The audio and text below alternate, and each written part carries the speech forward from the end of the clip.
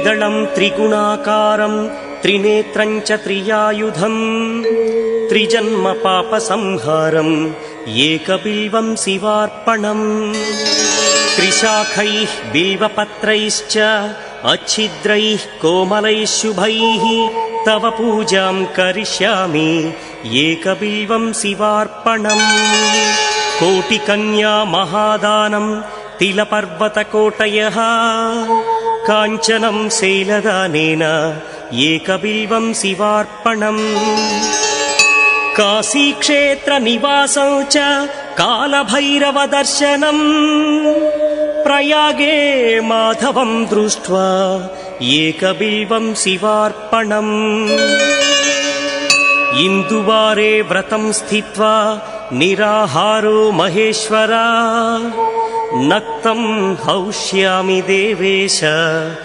एकबिल्वं शिवार्पणम् रामलिङ्गप्रतिष्ठा च वैवाहिककृतं तथा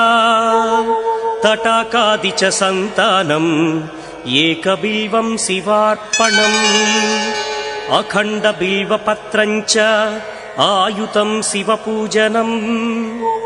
कृतं नाम सहस्रेण एकबिल्वं शिवार्पणम् उमया सह देवेश नन्दिवाहनमेव च भस्मलेपन सर्वाङ्गम् एकबिल्वं शिवार्पणम् सालग्रामेषु विप्राणां तटाकं दशकूपयो यज्ञकोटिसहस्रस्य एकबिल्वं शिवार्पणम् दन्तिकोटिसहस्रेषु अश्वमेधशतक्रतौ कोटिकन्या महादानम् एकबिल्वं शिवार्पणम् बिल्वानां दर्शनं पुण्यं स्पर्शनं पापनाशनम् अघोरपापसंहारम् एकबिल्वं शिवार्पणम् सहस्रवेदपाठेषु ब्रह्मस्थापनमुच्यते अनेकव्रतकोटीनाम् एकबिल्वं शिवार्पणम् अन्नदानसहस्रेषु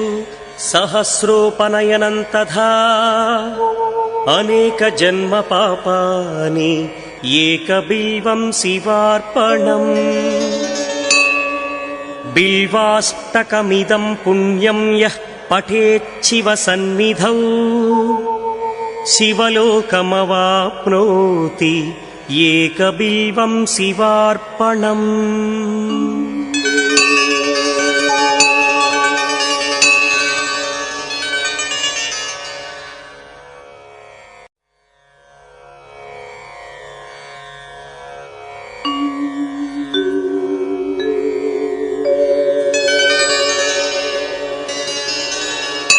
त्रिदलं त्रिगुणाकारं त्रिनेत्रं च त्रियायुधं त्रिजन्म पापसंहारम्